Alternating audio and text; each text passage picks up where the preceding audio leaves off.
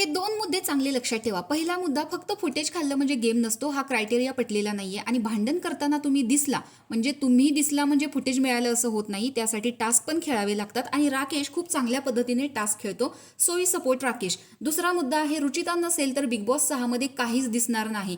तर ह्या 2 मुद्द्यावर प्रेक्षक खूप तटून बसलेले आहेत.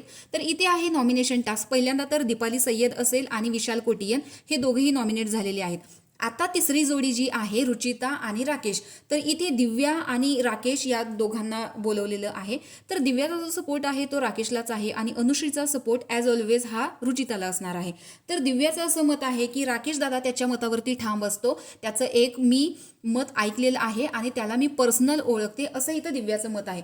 तर इथं अनुश्रीचं मत आहे की ती राकेश दादामुळेच दिसते, त्यामुळे मी रुचिताला इथे नॉमिनेट नाही करणार, त्यामुळे यांचं एकमत होत नाहीये. तर या जोडीचं असं म्हणणं आहे, म्हणजे रुचिताचं, की राकेश ज्या पद्धतीने दिसतो आहे ते फक्त आमच्यामुळे दिसलेलं आहे. आम्ही त्याला फुटेज दिलं, म्हणजे रुचिता असेल, अनुश्री असेल आणि विशाल कोटियन असेल, या तिघांनी ज्या गोष्टीमुळे फुटेज दिलं, मग तो मागच्या आठवड्यातला किंवा त्याच्या आधी जो काही इश्यू झालेला होता चोरीवरून किंवा त्याचे कॅरेक्टरवरून, त्या गोष्टीमुळे फक्त राकेश दिसलेला आहे, असं रुचिताचं म्हणणं आहे. तर अनुश्रीचं म्हणणं आहे की तिने काहीही करू दे, मग तिने शिव्या देऊ देत किंवा आणखी कोणती गोष्ट करू दे, चोरी करू दे, कुणाला काही बोलू दे, पण दिसणं खूप महत्त्वाचं आहे. आणि या मुद्द्यावर अनुश्री सुद्धा थांबलेली आहे. पण जर या दोघांनी एकमेकाने निर्णय दिलेला नाही तर यांचं राशन सुद्धा जाणार आहे आणि तिसरीच जोडी येऊन या दोघांपैकी एकाला नॉमिनेट करू शकते. तर राकेशचं पण असं झालेलं आहे की त्याला गेम खेळायचा माहीत नाहीये की काय झाले काय माहिती, कारण ज्यावेळेस यांचं एकमत होत नाहीये तर तो दिव्यालाच सांगतोय की दिव्या एक काम कर, माझं नाव घेऊन टाका दोघीजण, मला काही फरक पडत नाहीये.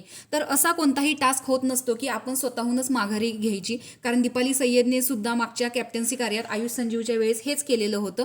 त्यामुळे आपल्या मुद्द्यावर अडून राहणं हाच तर बिग बॉसचा गेम आहे. त्यामुळे अनुश्री तिच्या मुद्द्यावर ठाम आहे, पण दिव्याला ठाम करण्यासाठी राकेश तिला विनंती करत आहे. तर दिव्याचं असं मत आहे की तू मला सांगू नको, मला कोणी फोर्स करायचं नाही. तर दिव्याचं हे मत तुम्हाला किती योग्य वाटलं की मी माझ्या मतानेच नॉमिनेट करणार, याबद्दल तुम्हाला काय वाटतंय कमेंट बॉक्समध्ये नक्की सांगा. तोपर्यंत बाय.